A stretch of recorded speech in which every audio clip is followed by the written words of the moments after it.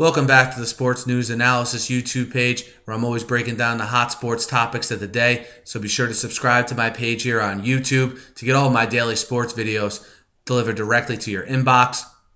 The Jets made the decision yesterday to start Greg McElroy in this week's game versus the Chargers. I kind of outlined my thoughts on that earlier today in a video. As far as the way I see the McElroy decision going and also the organization as a whole and my thoughts on how it's run. But it came out today, it was probably pretty predictable, in Rex Ryan and the team's weekly press conference, as they have every Wednesday, that Tim Tebow is a little bit unhappy with his role with the Jets. He would have liked to been given more of an opportunity to play quarterback on an every down basis. And look, I can't blame Tebow for that. This kid is a competitor. And if you're looking at it from his eyes, he's had nothing but success every single level he's played at.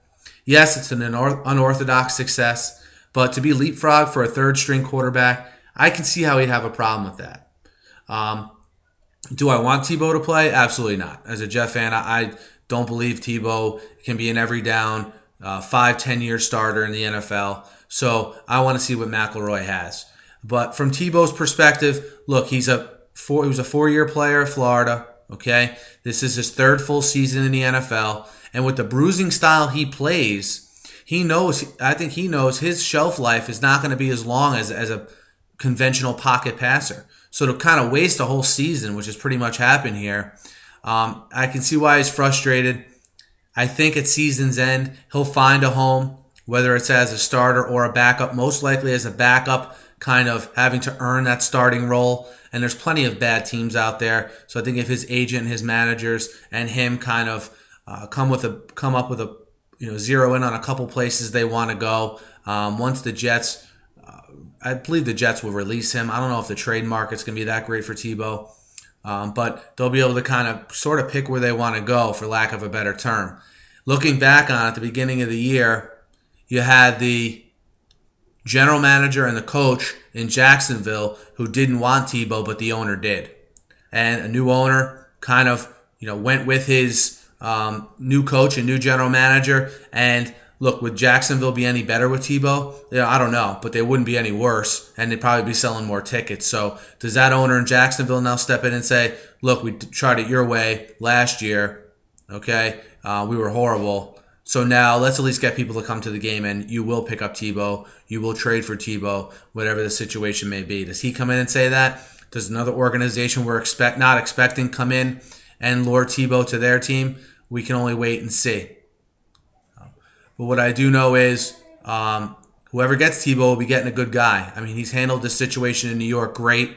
Again, although I don't think he's a NFL quarterback long-term, he's not bad to have around an organization, because with all the circus that went on around him this year, he was a good soldier throughout all of it. As far as Rex Ryan goes, I have problems with some of the stuff Rex Ryan said today in that regarding Tebow, in that he saw a more expansive role for Tebow. He saw Tebow coming in here and doing some different things on offense, but it didn't turn out that way. He was talking sort of like a fan or someone in the media reflecting back on how the Jets didn't use Tebow enough.